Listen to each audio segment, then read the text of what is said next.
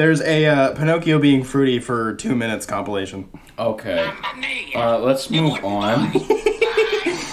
The internet is a wonderful place, Collin. You do not appreciate its wonders. Yeah, because I'm not terminally online. That is true. Shall we, gentlemen? We've been waiting on you. Okay, well...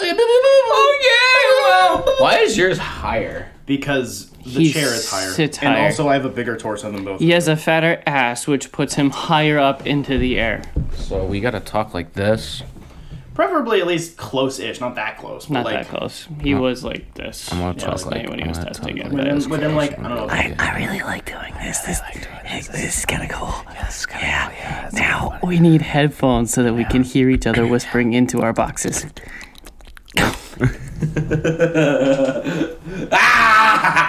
Ew, you're gross.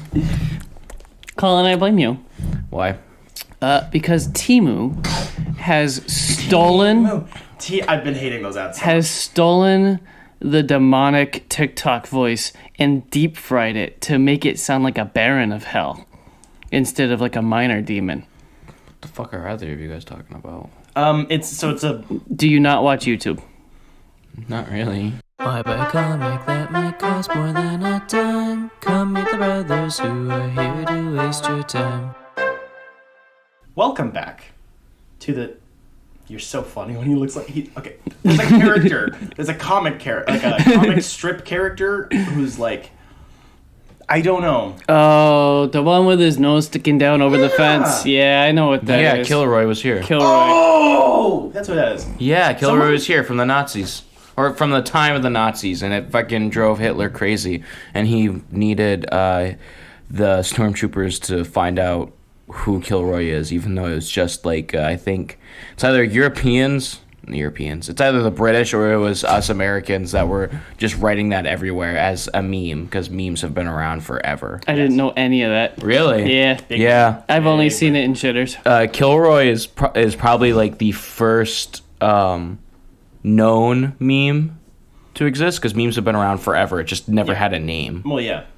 Richard Dawkins and all that fun stuff. Yep. But anyway, we have a new sound setup, and Colin looks like Kilroy peeking over the edge of the soundproof thing. It's very fun. I feel like making he eye looks more like contact. Kilroy. He's got the nose for it. I think it's just because...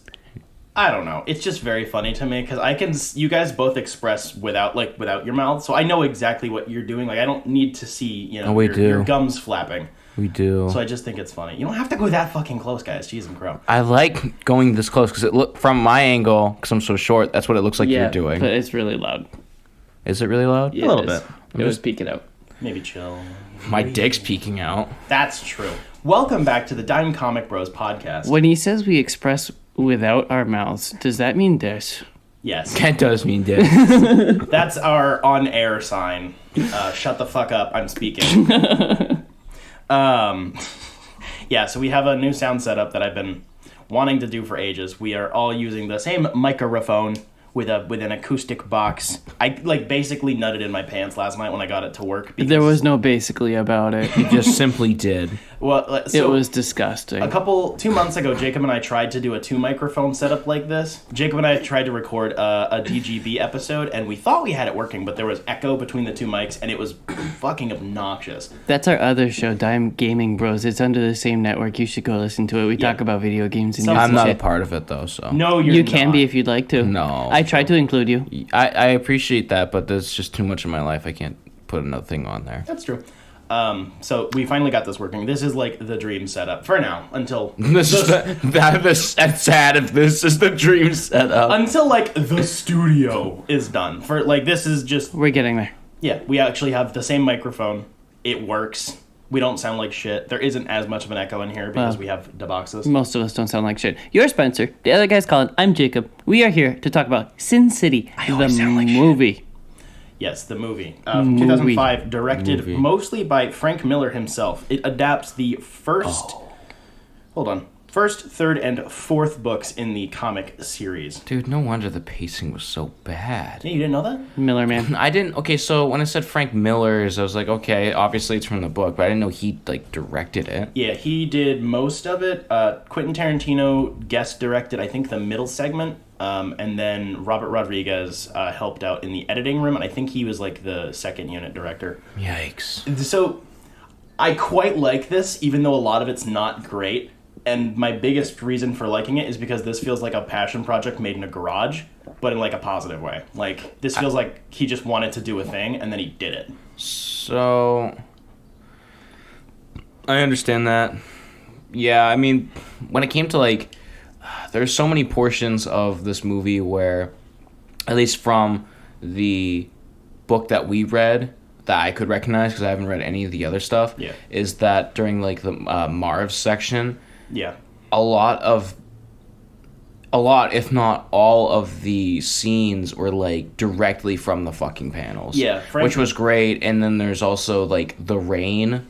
The rain was fucking awesome. I loved that. Even if the prosthetics on the dude's face was, like, god-awful. It's, like, whatever. So counterpoint there's a piece of the Berlin Wall in a museum in Washington, D.C. with Kilroy on it. Yes. Seriously? Yes. That's fucking awesome. According to Wikipedia. Because Kilroy is here. I know it's a... He's in your walls. This is actually kind of funny. That feels like something I would know, because it's like shit posting on Nazis. And that's something I know. Yeah, that's weird. That's so funny. That's odd. Back to Sin City, I'm sorry. So, counterpoint. I agree that my big thing with the prosthetics for Marv is I think they work really well in silhouette, because his face is one-to-one exactly what it looks like. Oh, yeah. But it's unnecessary. Except for the chin. Mickey Rourke is, frankly, already an ugly son of a bitch anyways. Mm-hmm. Sorry. And I don't think he needed the prosthetics. He acted pretty well through them, but I don't think they were necessary. I think the chin was a little much, because a lot of the lighting caught it, and you could see the exact line of, like, where it's cut off. Yeah. I think if they just didn't have that chin... Or it was like the whole jaw. It wasn't just the chin. It was the whole jaw. If they just had, like, maybe chin area, just so they could have that side, like the side profile silhouette, I would have been fine with that. But that whole chin thing really just... It took me out. It took me out of the movie every time I noticed it. Jacob really liked the brick nose. I like the brick nose. I love the brick nose. It's just direct slope from the top of his head to the tip of his nose. It's great. It doesn't make sense, but it looks so cool. It does. Yes, it does look cool. Spencer said right when I pressed play, and I was like, "Oh, you just spoiled the movie that I've seen a couple times already." But he was proven right after viewing it. It's like Frank Miller ripped out like a bunch of pages from his books and then chopped it up real fine and sprinkled it like in the cocaine that he hit off the table before directing. Like, yes. It's a perfect description of this movie. It's like sometimes it's frame for frame, and sometimes it's so funny because those cars like that's the just one. Fucking fly. That's my biggest gripe, I guess, is the entirely or almost entirely digital car sequences. Not the interior shots in the car. I like the old school. You can see the green screen moving behind the guy driving while he just kind of spins the wheel. I like that shit. That never bothered me. No, I love that shit. Some of my favorite like noir movies do that. It's great. But the CG car and the CG environment going fucking crazy was really weird. Yeah, that's over the top. It's such an odd movie because like it seems like 99% of it was legitimately shot on a soundstage they built inside Frank Miller's garage. Yeah. Which I appreciate like the effort on that. Like they cover it up with really good lighting. Yeah, it was really funny because I was noticing that more. He was on a point. It's just like the thing that I like about it the most. It's also the worst aspect of it is like most of these environments are entirely fake, and a lot of them have not aged well. But I'm gonna do it. The fact that like the entire nightmare sequence in Zack Snyder's Justice League was shot in his front lawn, like. Despite the fact that the lens, like the depth of focus is not good, and you can definitely tell it's a digital environment, I appreciate the attempt of doing something with that. Like it's not good, but it was an artistic choice that was clearly intentional, and I kind of dig it. I thought it was kind of funny because I noticed that feeling of this movie being just like recorded in the backyard or garage because there was that sequence of Marv walking out of the bar and him walking, you could just see his shoulders going up and down like he was acting like he was walking instead of actually walking. It was just so... I get it. It was probably... There were some of these things that were exaggerated, and I bet it was on purpose, honestly.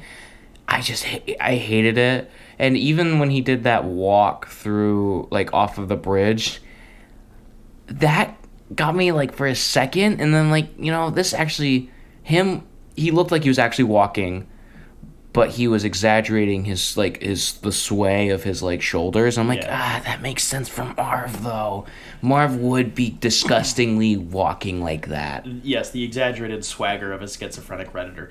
Yeah. Yeah, I think it's more than anything, I think I just appreciate this movie. I don't even necessarily like it. There's a lot of gripes, mostly pacing issues, if anything else. Like, the fact that it's a collected amount of stories with differing amounts of screen time really kills the pacing. Sort of. So, I had forgotten that this was a compilation of short stories.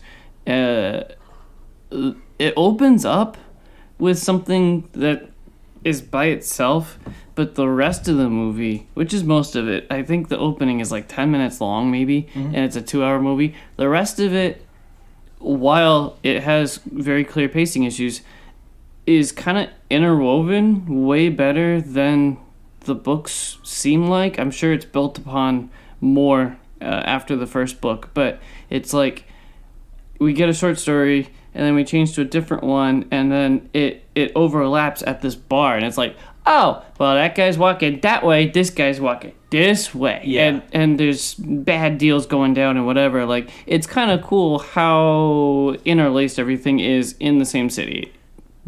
No, I do like that. I think the thing with that makes it more difficult for me to follow, I guess, is because I'm not familiar with the books, and from what I can tell, I think each book basically just retcons more stuff. Like, not even in the negative sense, but like the lore gets expanded so dramatically with each entry that it just recontextualizes everything.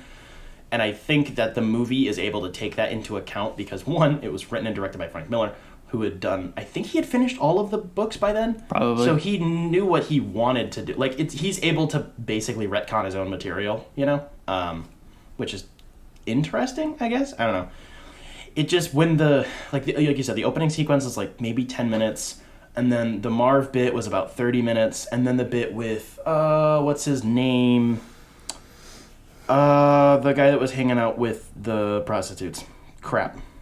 That section felt like an hour, and that started off really slow. The stuff in the apartment and the rape scene they just cut entirely over was really fucking slow and long and awkward. And the second half of it is completely balls to the walls insane. So, like, that section was really overly long. And then we have the two bookends of the detective character played by Bruce Willis, which I like as an opener and a closer. I don't know. There's something about the pacing that really bothered me. I might have just been too tired last night when we watched it. It's been a while since I've seen it, but, like, it just felt like the screen time was wildly imbalanced between the stories. It appears the last Sin City book came out in 2000. Interesting. So that would have been 5 years before this movie. Because that's how math works. True. My favorite thing, though, is the lighting, just in general. What we were talking about with the book is Frank is really good, at least in these books, to use really harsh lighting to have really dramatic contrast between the blacks and whites in frame, like in each panel. And the way that he does it in this movie, while some shots aren't great, most of them are really, really fucking good and extremely creative. I would not want to be on set for this because the amount of lighting that people were probably baking alive. Like, being on a movie set in general is always warm because of the lighting, but to be able to get that, like, spotlight of, it's a wall of fire basically in most of these shots, and I think it's really well done, and it adds to the silhouetting. It helps with the really digital environments looking better, less digital. It's very creative. Mummy.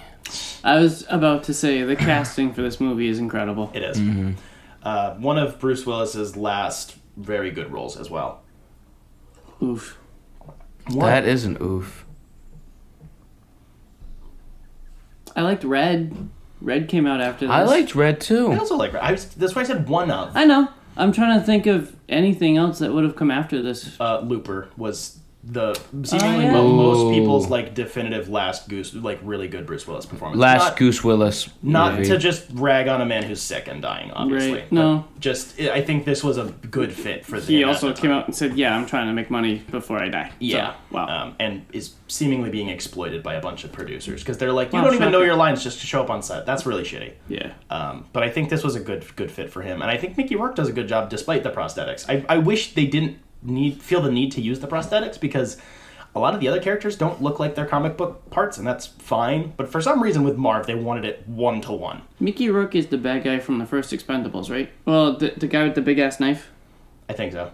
Like, it doesn't even seem like the same guy. I'm trying to think He's of the other bird things. guy from Iron Man 2. Yeah.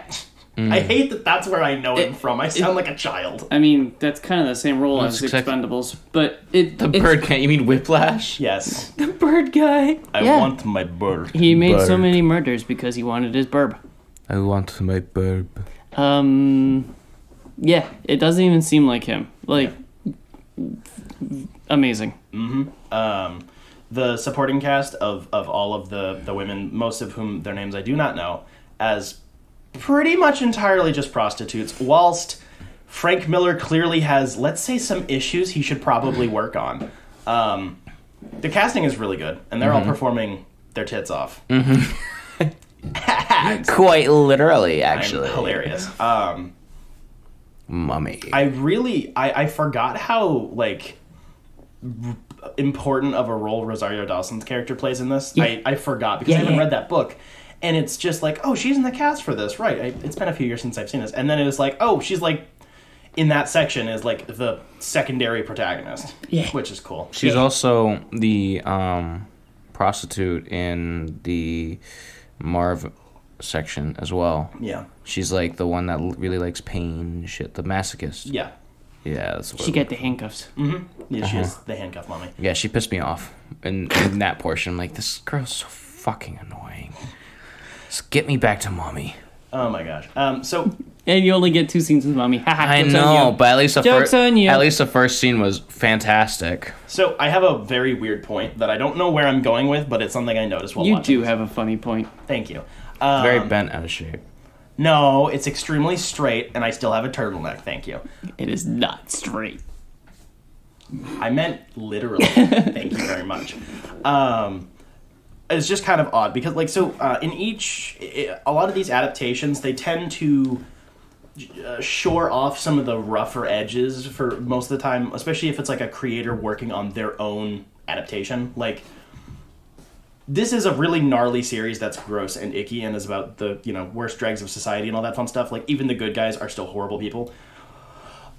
It was just really weird because it doesn't shore away from the very intense violence and the amputations and the blood and the guns and whatever. Quite frequently, it's very funny, honestly. Like, the fucking shitty cop getting a gun blasted back into his head is fucking hilarious. But I just noticed a couple of little things that they changed, which I'm curious. Like, I would want to ask Frank Miller, like, did you intentionally change it because you realized that you were being a ding-dong, or did you just do it because you didn't want to get in trouble? Or But did, also, like you're talking about. They included other things where it's like, wow, they didn't cut that. Incredible. I'll just say the thing. So, Wow. it's fine. So they It's still. fine. I'm gay. I can say it. It's true. So they refer to is it Leslie? No, not Leslie. Marv's parole officer, mommy.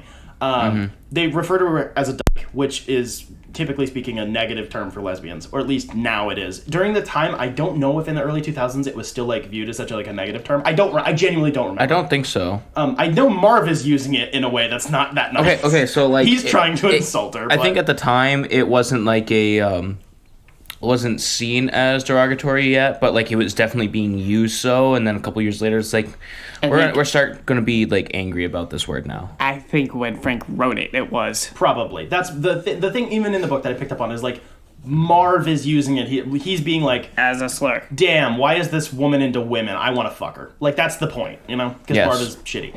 But later in the thing, they do drop fag. Just this, like, no, that's a fag joint down the street. Like, was it Heather? One of the other prostitutes is like, oh, if you're just like if you're looking for guys, like there's another joint. She's clearly using it in a derogatory sense. It's like, no, fuck you, go away. But they removed in the book the owner of the bar. I don't remember her name. Katie. Frank explicitly says he used the term transsexual, which is fine. It's not the best term anymore, but like whatever. But it wasn't like intended to be anything. The way it was used was clearly just, this is who Katie is. Anyways, moving on. Like Marv doesn't seem to care, but then they just cut it out of the movie, which is just weird. Like given the context of the movie. Yeah. I noticed. I'm like, why? Dickhead motorcyclist. True. I'm just curious. I don't know that, but what I do know is it's really funny to see Marv get hit by a fucking car at full speed, and he doesn't get tumbled. He just like basically gets jumped up in the air, spins around, and then falls back down. It's like, what the fuck is this? And every time like you shoot someone or like punches someone, it's like they're fucking flying. Yeah, Marv is the Hulk, basically. Pretty much. There was a funny shot where Marv stepped onto a guy laying on the ground and then stepped off of him to step into the bar, I think. Yeah. And it looked like frame for frame how Han Solo steps on Jabba the Hutt's tail. I was thinking the same thing. And Spencer was like, oh, why'd you have to say that? No, that's all I could see. And I was like, ah. I don't want to remember that stupid sequence that George added back in that he shouldn't have added back in because George Lucas is a fucking idiot. Brainworm. Pretty sure he did that for like legal reasons. No, that's part of the special editions. Yeah, I know. I think he did it for legal reasons. Greatest movie ever? No. Fun ride, though. I put this movie in... Wait, I put it on a really good spot on my list. Give me 1 second. I put it in between Insidious Chapter 2 and the teenage boy jerk off on teenage girl in hospital. You mean End of Evangelion? Yeah, that one. That's an interesting spot, I guess. 3.5 stars. Interesting. Are you saying that like Evangelion was that bad? No, it's out of 5. It's just mid. Out of the movies I've seen this year. You're mid. It's true. It is true. I'll be your mid. He's mid. Thank you. Wow. I'm so glad that at least you can agree with me on one anime thing, and it's the one that counts. Wow. The one that counts. I don't even love the movie that much, but No. I quite like this movie, but it is definitely very, very messy. Hang on. I gotta shut this window. There's so many loud retards outside. That was aggressive. Nature and We're people fucked. doing things. We're fucked. I heard some stuff online a couple of years ago about potentially this getting readapted as a miniseries, and I just... hold on. I don't want to see more, but I do think that that's what they should have done. Especially with the time period that this came out. This could have been released as like a web miniseries, because that's when like web series were really big, was the early 2000s.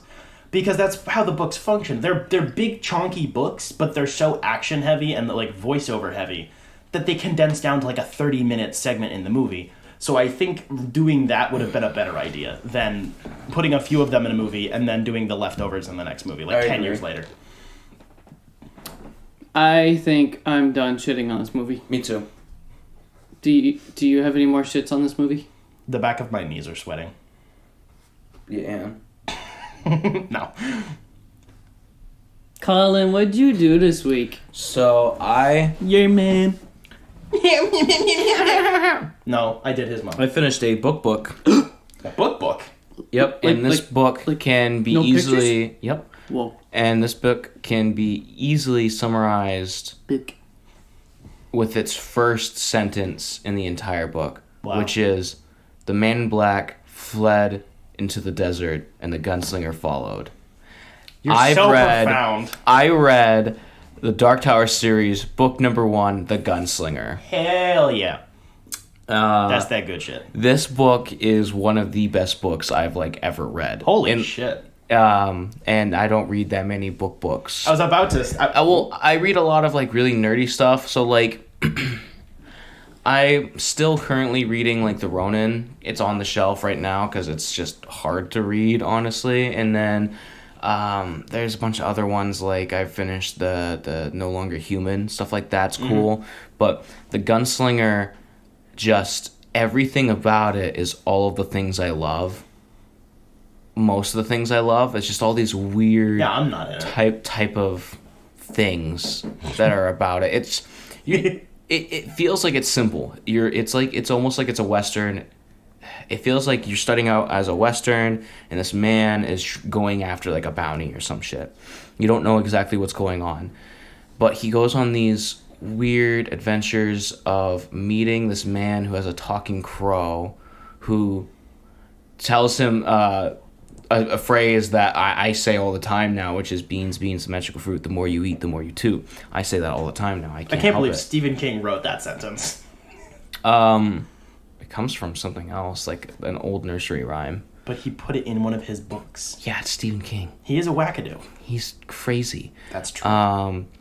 It goes on to us hearing a story about how Marv. Basically the same character, honestly. Our main protagonist, the Gunslinger, is a sociopath through and through. He is whacked out of his jaw. And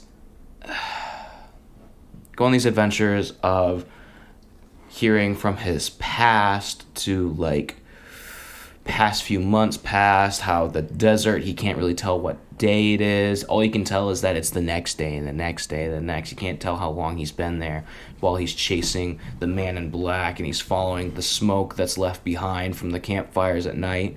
And he eventually meets this boy named Jake, who tells him about another world, maybe a past, and maybe we're in the future, a apocalyptic future.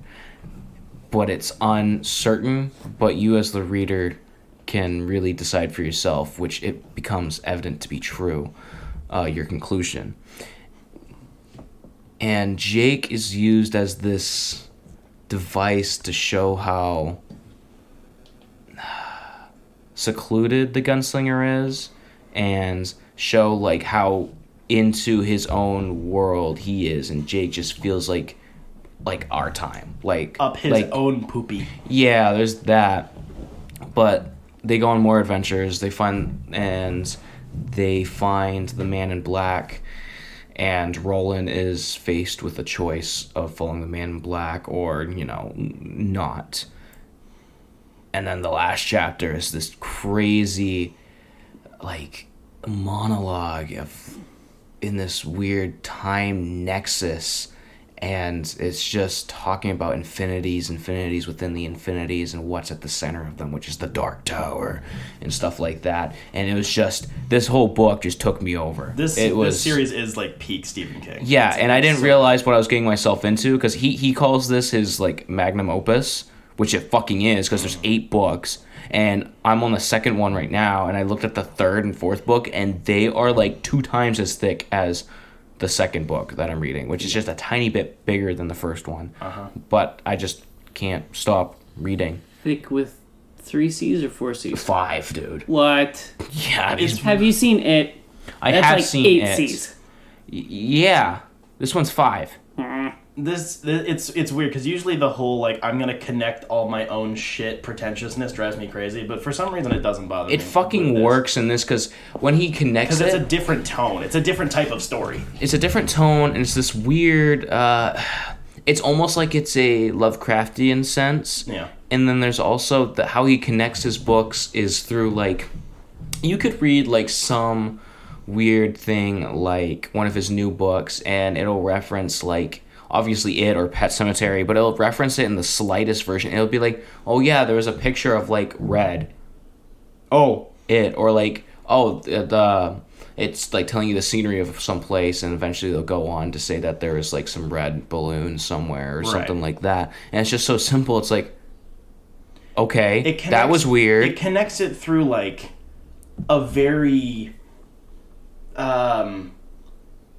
like multiple dimensions upward, like a abstractum Like, Yeah. the abstract ideas of the things in his other stories. It's not about the fact that, all of his books are in a shared universe connected by a No, nexus. it's like more about the fact it's like the spiritual like essence or whatever that's like connected through. It's like you see this character in this world.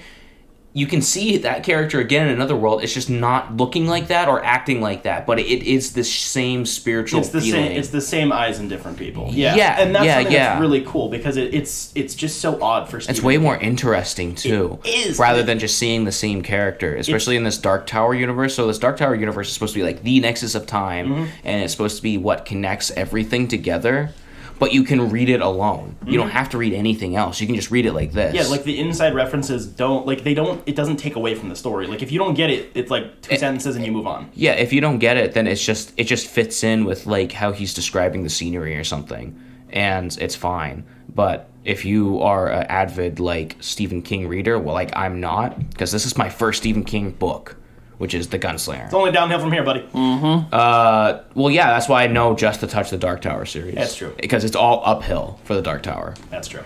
Until the ending, I've heard that it's like the ending, the 8th book. It's either you love it or you hate it. It's like Moxie, and hopefully I like this Moxie because I hate real Moxie. That's fair. And this book, I actually give it a solid 7 out of 7. I have no complaints. Not one single bit. At first, I was going to, because I was like, how he writes the things, I get confused. But if I just skim over it like one more time, like a couple sentences, I'm like, oh, okay. And then I keep going. Or sometimes I like to think that people are more complicated than they are sometimes. Or I like to think that the abstract ideas that they come up with are more complicated. Mm-hmm. Especially with Stephen King, from what I've heard of him. Massive But mind. he makes them just simple, which I really like. Yeah. And I appreciate. Despite the fact that it's a raging dog shit fire of a movie, once you're done with the series, you should try to watch the movie. Oh, I'm watching the movie right now. Oh, I wouldn't recommend doing that. No, because I've talked to many sources, and they're like, if you haven't read any of the Gunslingers, or even if you just read the first one, it doesn't take away from your experience of the books. It just makes you lose what's the word? Makes you lose your belief in people's ability to make cinematography. That is true. It's a horrible That's movie. it. That's it. But the two castings of McConaughey as Mr. Big Bad Man and then Idris Elba as the Gunslinger They're perfect. are fucking incredible. I loved that and because it's such a shame because the movie is so fucking bad. So in my brain, I already knew the Dark Tower movie existed. So when I started reading the Gunslinger, that's what he looks like to me. I know he's like a white dude or whatever in the book, but like this is what he looks like to me, and because I like that actor. And then I know Matthew McConaughey was like the Man in Black, but as I read and I finally went to the end, which they describe what he looks like under the hood, I'm like, that fucking makes sense. That's what he looks like to me now. Those characters are in the book for me. It's such a weird like stroke of genius surrounded by so much dog shit. It's like, okay, so only the casting director was on their shit. Yeah, apparently. What was I gonna say? 7 out of 7. I do have some of the comics too.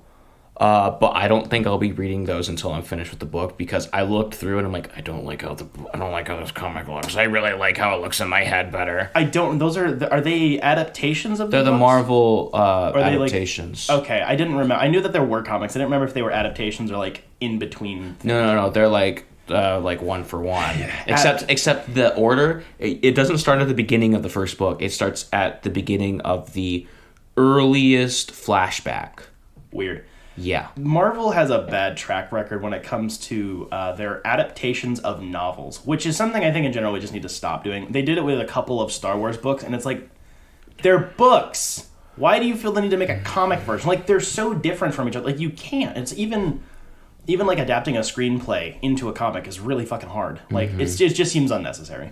Yeah, so my the Dark Tower series, book 1, The Gunslinger, 7 out of 7 from Collin. Wow. Stonks. Yes. Chicka! You talked about complicated characters, or at least how people can be complicated. Yes. Complicated. Yes. Complicated. Complicated. That hurts my brain. I read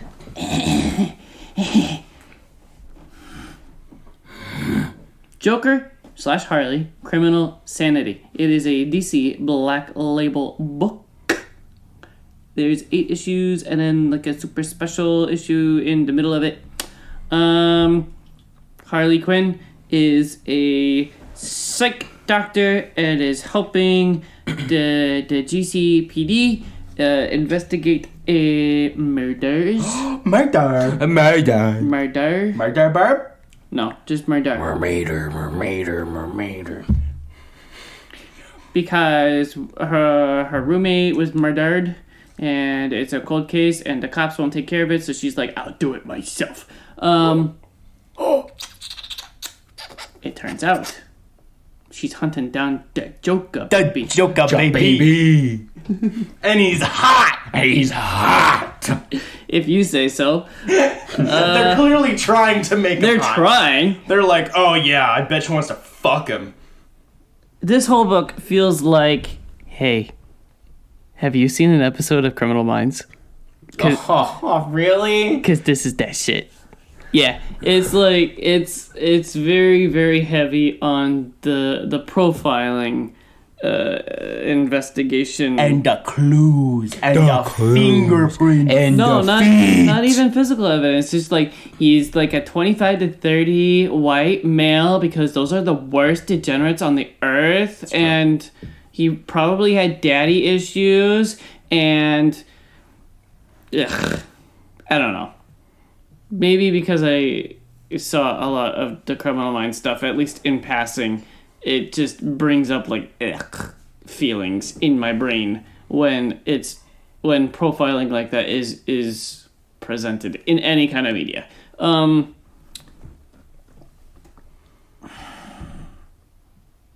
special issue in the middle was pretty cool because it's entirely, I want to say artwork, but it's probably not even. It's possibly like a digitized picture of an actual board that somebody assembled to use as like a storyboard or inspiration or whatever for this book. It's like it's Harley's poster board of like string and pictures and files and maps and of suspects and where they lived and where the murders happened, and it was just a special issue in the middle of it, and it was really cool to include that, and it added to the pacing of the story too, because do I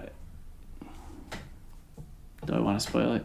I'll spoil it. It issue 4, which is halfway through, ends with Joker meeting Harley for the first time. Holy shit. And then it has this special issue showing Harley's investigation technique, I guess, and like how she organizes her brain and all the clues. And it's like, but what happened? You're left on a cliffhanger. And it's really cool. It leaves you wondering, like, well, how did he get here? And how did she, how I didn't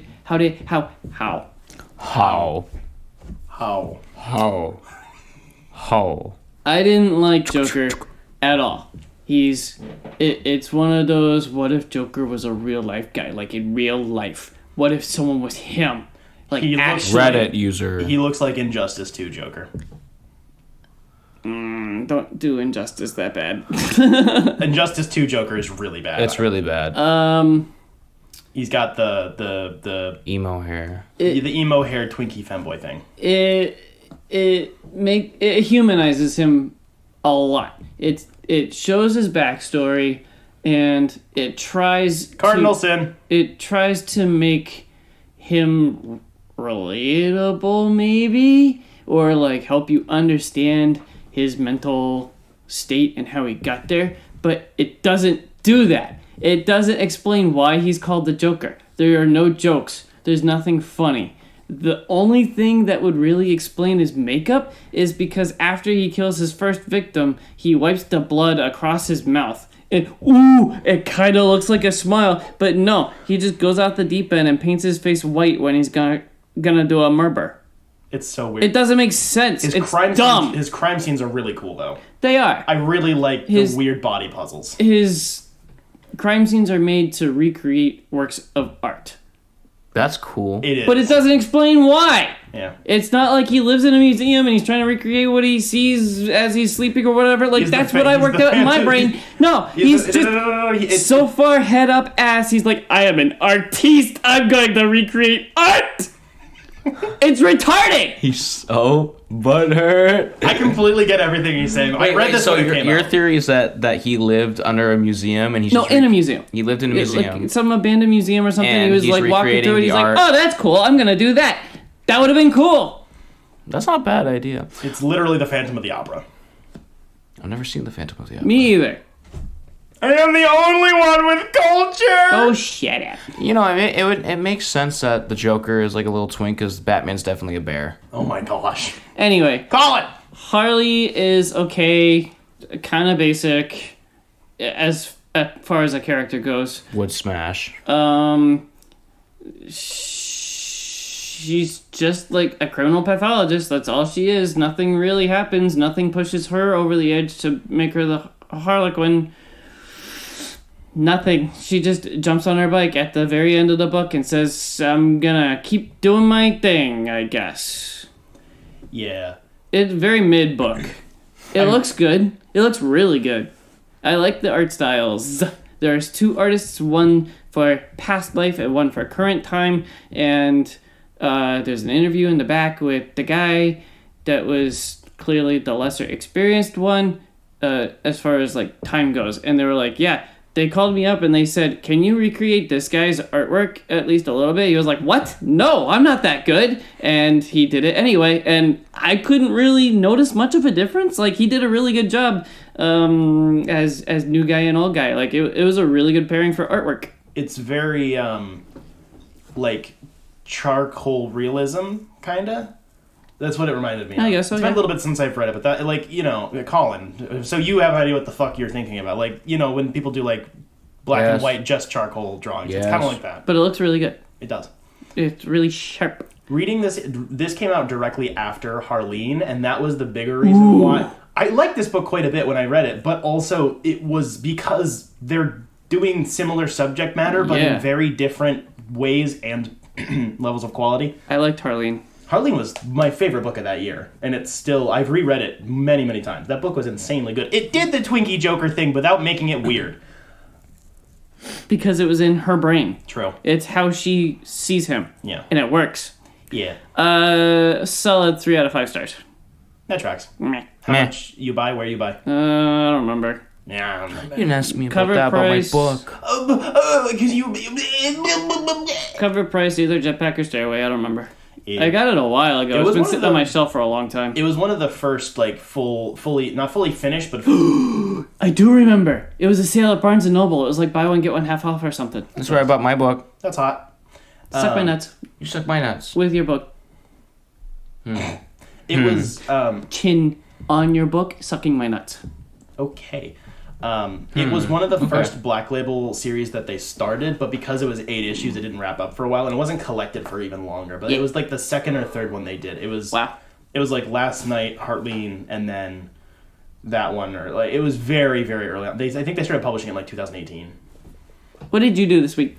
So I read. You guys will never see this coming. Guess what I read?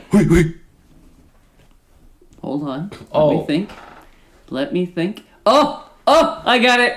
I got it. manga. I got it. No, it's the Doctor Strange book with the art that came out last year, or last year, that you said looked like ass, and we were both like, it looks really good, and you're like, it looks like ass. I got it. It's a Doctor Strange book. It's the Doctor Strange book when he's dead and Clea's taken over, and he's like, he's traveling the dead realms, but the artwork is really, really weird, and you said it was ass, and I like it, Was that last year? Yes. and I got him the poster. Bitch, you've got to be cheating because I'm not actually joking. That's literally what I'm doing. I cheated. I knew it! I knew you'd fucking see a reflection somewhere. I pulled up Goodreads to remember what I read this you. week, and I saw your review. Okay. No. You guys can fucking Goodreads.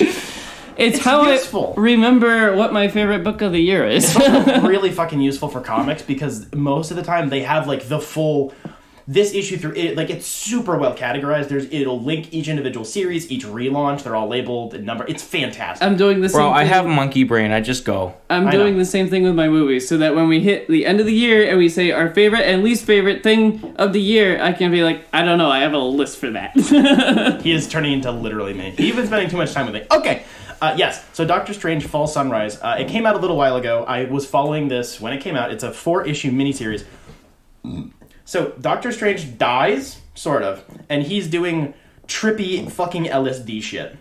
Spencer forgot there's mirrors on the ceiling. And that's how I... You both I had to. So it is not actually an in-continuity book. It's just a coincidence that it took place during the time period where in the 616 universe, Strange had died.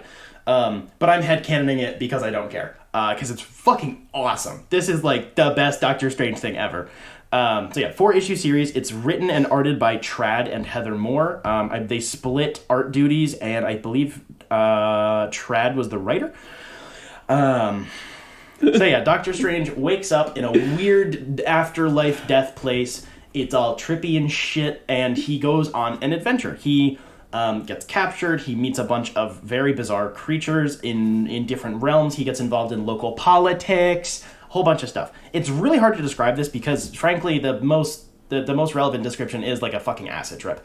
And I mean that so positively. So the original Doctor Strange comics were like that. That was the intent from the OG people, was like, so what if we did lots of drugs and then wrote books? Which is great, but they've moved away from that to put him a lot more in the superhero category, which I do quite like, but I like having a return to tradition every once in a while of like, let's do a really big, weird book. So the art is incredibly bizarre. It's very... No one has bones, I guess. The proportions are all incredibly bizarre. Perspective is constantly shifting. I haven't done acid, but this is what I think doing acid looks like. Like, I'm not actually joking. Like, you know those moments in Midsommar where the camera does weird shit and, like, it does the, like... Yeah, it does that weird, like, in and out type thing. That's this entire book. And it's fantastic. It is incredibly dense and a little hard to follow at times. One of the issues had a lot of exposition, which was my only real gripe about it. I had to reread this a few times. So it mostly pulls from, like, Aztec and, like, Inca mythology, I believe. I'm not very familiar with that sort of stuff. So he gets wrapped up in, like, the reincarnation of, like, some deity's child who's gonna do a apocalypse or some shit. It's crazy stuff. So this deity or like, entity pulls Strange... He doesn't actually die, but, like, pulls him into this dimension, is like, okay, so your body is crumpled on the ground, you are mine now. I need you to be the midwife and deliver my child. It's super fucking weird. And there's multiple levels to this. Like, they're doing the Inception dream within a dream within a dream shit. So he's doing multiple things at once. He's fighting while, delivering a child. It's insane shit.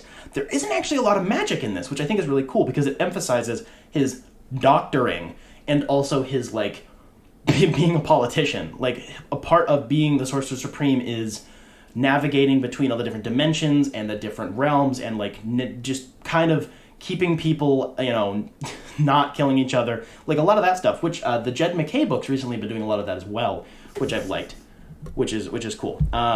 There's a bunch of, like, backstabbing and betrayal, which is really cool. The art has a lot of really tiny details hidden in it. Like, in the margins of the book are written, like, names, dates, places, inscriptions, weird ciphers and stuff. I barely scratched the surface of this thing. They must have been working on this book for like 3 or 4 years nonstop. It's insane, which makes sense why they did it as a couple, because you need to be in the same house to work on this thing. Like, they probably had their big conspiracy board on the wall. Dude, that's so fucking cool. I love it. I love the conspiracy board.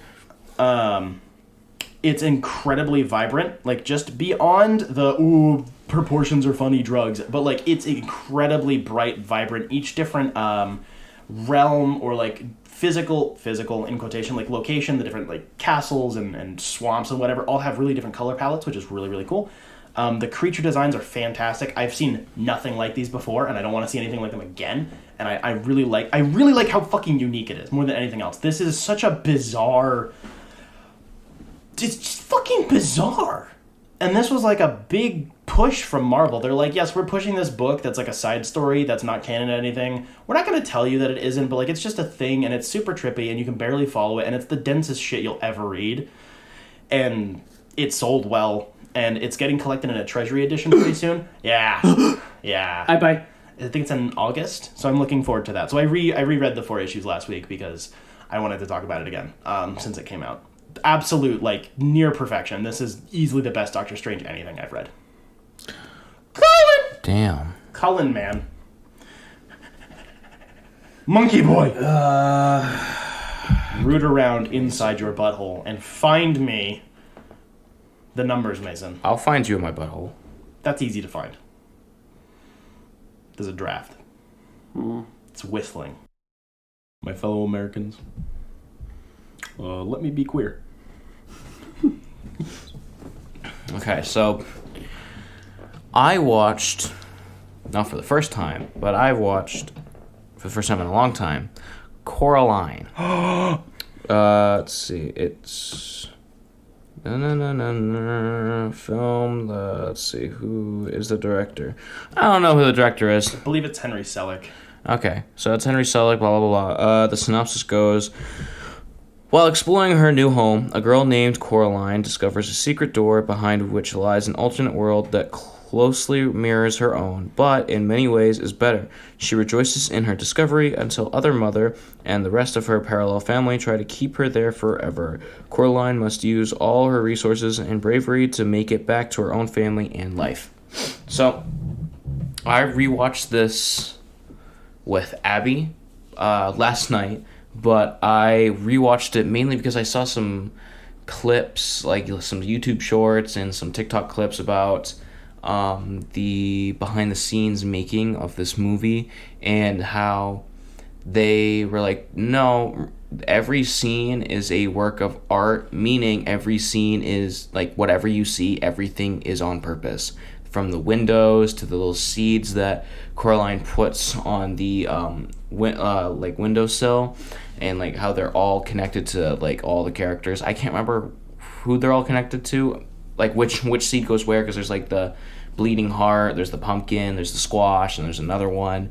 But there's a lot of like even creepier stuff that I didn't notice. Like how when Coraline wants the key to that little small door to get into the parallel universe, her mom is looking through the drawer, and as she's looking through the drawer, she moves keys around, and then boom, the button key just appears out of nowhere. Obviously, you can take that as a like animation, blah blah blah, whatever, but taking into account what they said and Spooky. And considering they're not being pretentious because technically everything is connected, they've made it that way. The entire movie is them physically putting clay figures on a table and putting lights on it. Like, it can't not be intentional. Yeah, everything has to be intentional. Like, just how they made everything. Like, the windows are so detailed in the way that they are as a beetle, and the symbolism for that, which I can't remember what it is at the moment, but it's just the key is meant to just, like, appear. It's not like it was never there until they were looking for the key. Key house. And I just forgot how weird everything is, from like how she meets her other like neighbors who are like living in that apartment, because the pink house, the pink palace or whatever, is a big old house, and it's just cut off into sections to make like 3 different apartments. One that's in basically the attic, one's in the cellar, and then they have the main portion of the house. And how she meets the other characters, it's like they're all crazy, but they're not, because they know about the parallel world. And I forgot that one of the rules was that, like, the grandmother who owned this house and rented to people, she would not allow families who had kids be in this house for the sole purpose of the parallel mother takes the kids. And I did not remember that being a part of the movie when I first watched this. It just, like, kind of went over my head. And you do not feed the bug mother. Yeah, so that's why Wybie's not allowed in the house either. Can I say it? Yeah, go for it. Would continue. Wybie? No! Jesus Christ, he's a fucking child. Who would you would? The other mother. The other mother? Yeah, would continue. Would. Continuing. And I didn't realize that the garden, in the beginning, after knowing some things while going into this movie, we know that from earlier portions is that the garden in the other world looks like Coraline. The whole garden is made to look like Coraline. But when you are watching it in their real world, and you look at all the stone and stuff, after knowing the thing, you're like, oh, it does look like Coraline. When I first watched the movie, I watched this movie like 3 or 4 times before, but I never noticed that it has always looked like Coraline. I thought that the garden, I always remembered the garden just looked like a normal garden, and it didn't have like any of those lines or anything from like even the start, because I thought in the other world it's just like Other Mother made their garden look like Coraline because it's not the real world. She's making everything look like what Coraline wants. Like the house. The inside of the house doesn't look like the inside of the house. Like all the decorations and shit. Also, all the paintings in the Other Mother's world are the same house in different art styles and shit like that. So after going over and just looking at all of that, it's crazy the amount of detail that they put in this movie, and I really like it. It's like an annual rewatch for me. Oh, yeah, it has to be now for me, just after that. I'm obviously a massive sucker for stop motion, but like stop motion movies should all be moderately spoopy. That's the best thing. Because they just terrify the children. Yeah, it's just so easy to make them spoopy too, because they're already like they move kind of like that way. It's fantastic. And it's so good. And it's also one of like the best adaptations of anything, because like it's not Neil the same Gaiman's... as the book, but also it's like Gaiman, I don't remember like a specific quote, but like he loves this movie. Yeah. And it's like it's just different enough, but it's a movie. It's not just we made the book into a movie, but like the movie it's someone's own piece of art. Exactly. Too. It speaks like the film language. It's not just doing it one to one. It's like no, we're going to change a bunch of shit, but because we're doing the same thing but as a movie. Yeah. This movie I watched on HBO Max, and it gets a I don't know, I'd probably just give it a 6 out of 7. I would like to just say 7 out of 7, but I don't see any problems with the movie, but it's not like it's my favorite thing in the world, so I'll give it like a 5.5 out of 7. Damn. You heard it here first, folks. Collin does not like the lesbians in the basement. They're sisters. Uh-huh. Oh, the sisters remind me of my mom and my aunt. The tall one's my aunt, and the short one is my mom. That's funny. They act just like them. It's the funniest thing. Jacob. Your mom and aunt behave like lesbians? They're not lesbians, they're sisters. Actually, kind of, yeah. Jacob. Resident lesbian. Jacob. What? I'm a lesbian. No, you're not. Just because I know the gay lingo doesn't mean I'm not a lesbian. We can be lesbians together. Exactly, we're lesbians together. All right. I Fuck read... you, gay boy. That's gay. Prove you're not gay. Oh my gosh, no. Fuck me in the ass. What the fuck? But you're a lesbian. Yeah, prove you're not gay. Oh my gosh. I read more of the Ta-Nehisi Coates Black Panther Omnibus. I read the equivalent of trade number 4, Avengers of the New World, Part 1. Hot. It is issues 13 through 18 of the 20... that's a 16 run. I thought it was the 2014 run. I don't care. Issues 16 through 18. The ancient gods of Wakanda have gone silent. They are not answering the people anymore. And this only adds to T'Challa's feelings of doubt. And like wondering how to act as ruler and hero and dude bub guy. He is a dude bub guy. Dude bug guy? Dude bub guy. Dude bub guy. Yeah, dude bub guy. He is a... Chad. Well, yeah. Hot man. Giga Chad. He is a Giga Chad. But he's got wicked doubts about how to be Giga Chad. That's Giga Chad moment right there. Yes. Wow.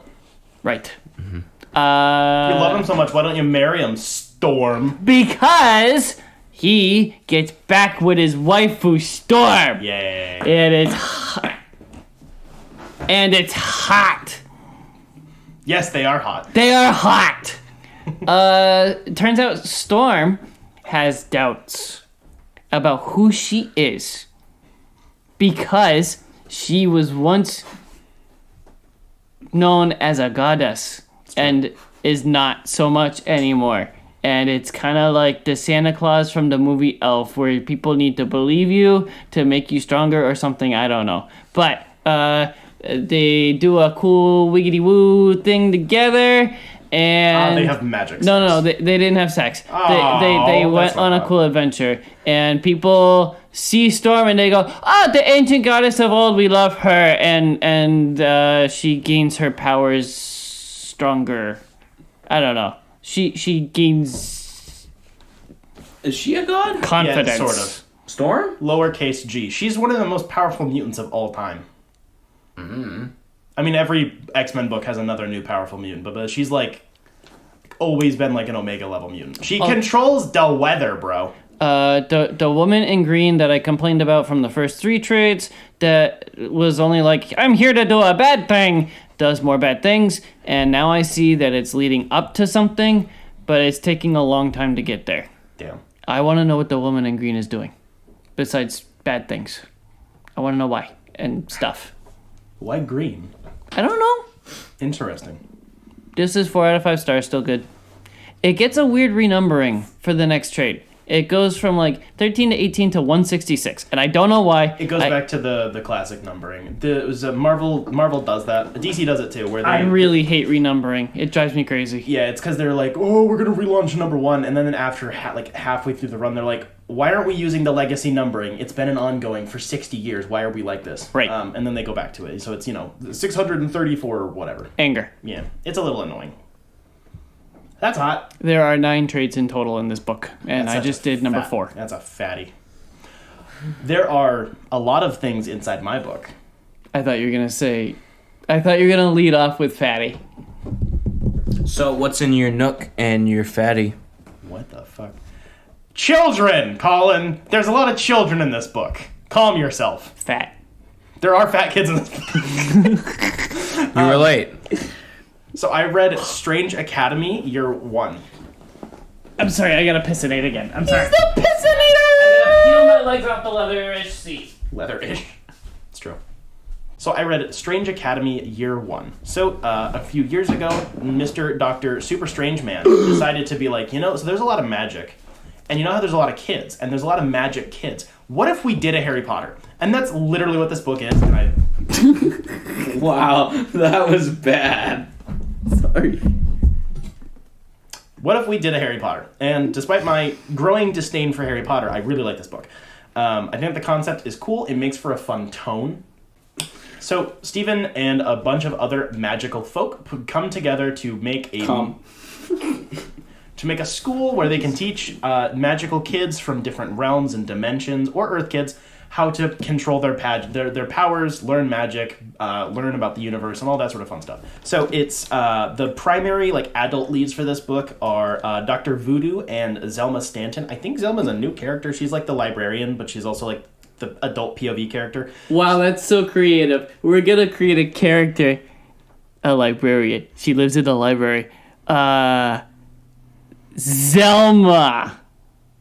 Instead. I don't remember if she's an original character, don't quote me, but basically, so all those other side magic characters, like Damon Hellstrom, my boy that's never had a really good book. Yeah. Those characters, or a TV show. That too. Those characters pop up here, where Marvel is like, oh, we're not using these, they're not really popular, but it would make sense that they would be guest speakers or professors or whatever. Scarlet Witch makes an appearance, so it's a bunch of different, just magical people, different magical powers, different realms and stuff, and they teach classes to all these kids.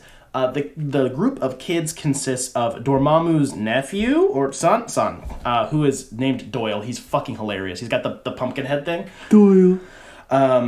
There are... I don't remember a lot of their names, which is one of my complaints for this book. There's a few too many kids. There's a couple of twins. They are Asgardian, and they are the Enchantress's sons. And they are nephews of Loki.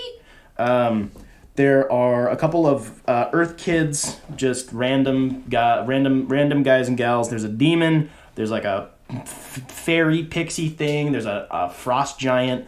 I don't remember their names, but the chemistry is really good here. It's just the cast is a little too big. There's a few too many redundancies within the dynamic, which is really sad because the actual characters are all really unique. That just there's so much to do with so many characters, and they're all 14, 15-ish. I think this is all high school, I believe. So the kids all have unique chemistry with each other. Some of them hate each other. There's rivalries, there's friendships, there's crushes. It's exactly what you'd expect, which is all fun and cool.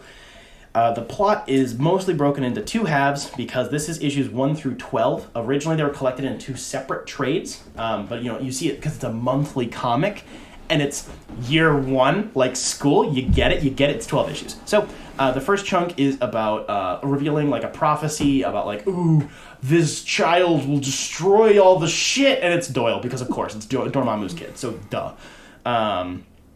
It's mostly about establishing the dynamic between all the kids, getting the chemistry down, and kind of just setting the setting. The second half is a disconnected plot about a weird evil entity taking over the school, sort of. And I believe it's Agony, who I thought was a symbiote. I might be wrong. But they, basically they've been disguised as one of these kids' leather jacket the entire time. And, they grow eyeballs, and they feed off of Agony. So they're the kids are fighting. I get power. Juice. So it's very weird. They accidentally commit some murders. It's a little bit of a whodunit. Multiple kids die and then come back in this book, but it's fine. It does end off I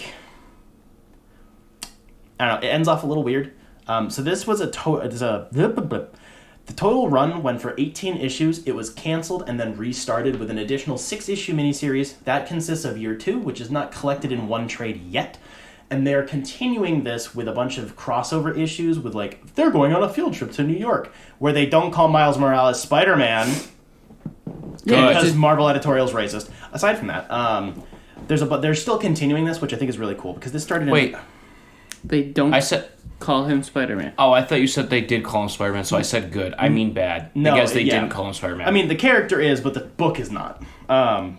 So this, I believe, was 2019 or 2020. So it's cool that it made its way through, COVID publishing, because that was a really rough time for comics. I mean, it was a rough time for everything, but comics especially took a really weird hit because of, physical distribution problems. And comic shops closing and stuff, so I think that was cool. It's written by Scotty Young, who I'm mostly accustomed to his art. I really like the covers that he does. He does very bizarre, quirky shit. Mm-hmm. The writing is solid. It's nothing incredible. Doctor Strange is obviously not even a big focus of this book. He pops up in the beginning and during big pivotal plot moments because he is the headmaster, but it is genuinely about the kids and their lives and their problems, which I do appreciate. It doesn't try to use the kids as a shield of see, this is what the book's about, but it's really just a Doctor Strange book. It's not a Doctor Strange book.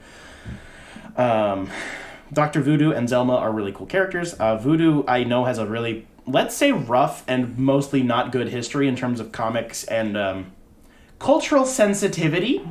So it was nice to see him get a bit of a makeover in this book. He's a really nice character. The outfit is fantastic. The magic in this thing looks fan-fucking-tastic. The primary art was done by... Please hold, I'm retarded.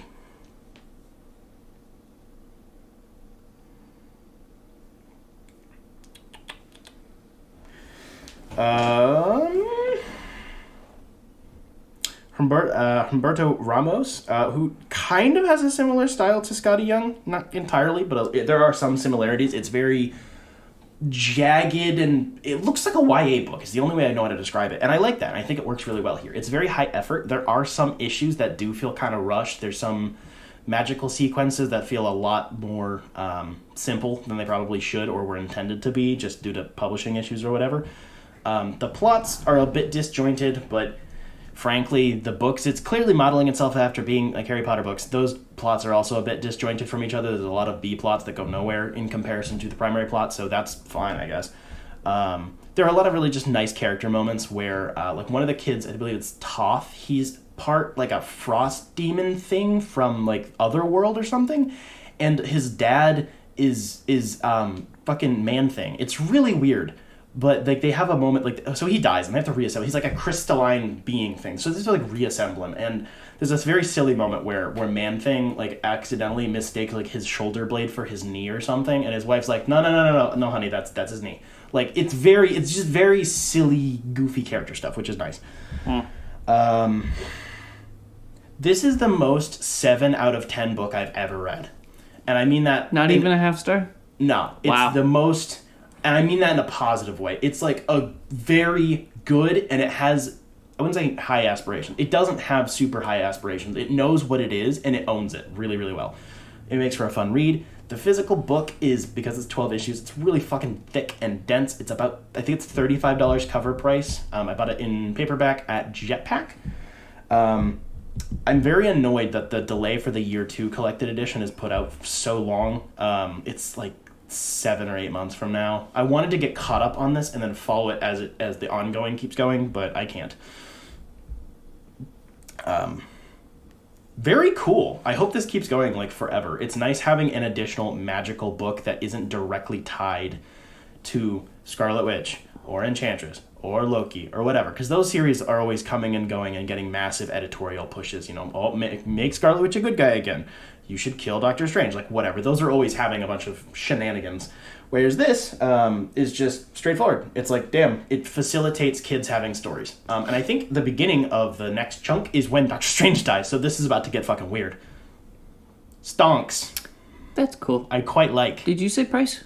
About, I think it's $35 for the 12, which is reasonable. It's dense. It's thick. It's very... You can speed read it because of like the type of art it is.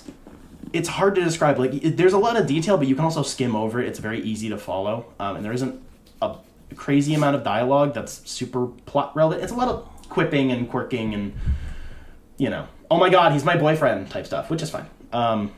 Me likey. Hardcover or softcover? Softcover. It was originally it's 1 through 6, and then 6 through 12 were both trades and hardcovers. Then they released this one, and then there's the third, so the 13 through 18 is a paperback, and I think they're doing a hardcover. And then there's the sequel 6-issue miniseries, which is the second half of the proverbial year 2, and then those are getting collected into another paperback, and I'm assuming they'll do a hardcover eventually. Well, speaking of speedrun, I'm gonna speedrun the end credits. Fast forward, double speed. We are supported by our patrons, Jeff Lawrence and Caitlin. They went over to patreon.com/dimecomicbros network and signed up under one of the 4 tiers available there. They get all kinds of cool stuff. Stickers! Because they subscribed. Please consider giving us money if you like what you hear. Also subscribe to our Substack. It is a free email newsletter and a recap of all of our shows with pretty pictures and Jacob's silly words. Someone else has financially supported us recently. This is a surprise to both other guys in the room right now. What are you talking about? There was somebody at work that was there from the very, very beginning of our show, and I gave him a sticker as like, hey, thanks for listening to us for a couple of times. And he was super psyched, and he's been trying to support the show ever since we started, way back when. And he made a very generous donation this week. And I wanted to shout out my buddy Mike, also known as Biddo. Thank you so much for asking about us all the time and just showing us constant support and love, and also the financial donation. Thank you, Biddo. Is this your work husband? No. No, this is my work uncle. Interesting. He's a crow, dude! We're out of the red. I think that just means we can actually get our new shit. We're never not in the red, Collin. We stopped keeping track of money a long time ago. I know, but I feel like this would be officially Probably. Also, a special thank you to Jetpack Comics and Games in downtown Rochester, New Hampshire. They are there for us all the time, which is cool because we need what they provide all Love the and time. affection. I was going to say comics and board games. That too. Okay. Please consider shopping locally. Do not support Lex Luthor Man online, despite how easy it is Despite us giving in to moments of weakness, we do the same thing. But please shop locally. Shop at Jetpack. This is true. Next week is news. The news, baby! And then after that is something else you should listen and follow and find out. I try to include it in the Substack of like, some shit's happening next week. That is true. Some shit is happening next week. Thank you. Come again.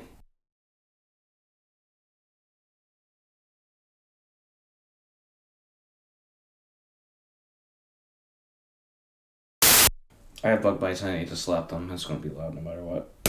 Hold on. I'll slap him. There we go. Go for it. Do you have a bug bite on your ass? That and use it. Do you have a bug bite on your ass? I'll I have slap a zit it. on my ass. We can pop that for you. I need someone to, man. Oh, ask your girlfriend. I'm not doing that shit. Actually, I do. Oh, that's I do gross. need her to pop my I've zit. never liked that shit. That's gross. What? The like partner's pimple popping stuff. Never been it. That's I don't like it either, but I can't fucking reach it, you know? Life or death emergency. Like, it has to be really bad. I will use a scrubby pad in the shower before I ask someone to. I fucking have a scrubby thing. It just sits up here, dude. I'm an oily bitch, alright? He's greasy monkey. I am a greasy Not monkey. a grease monkey, though.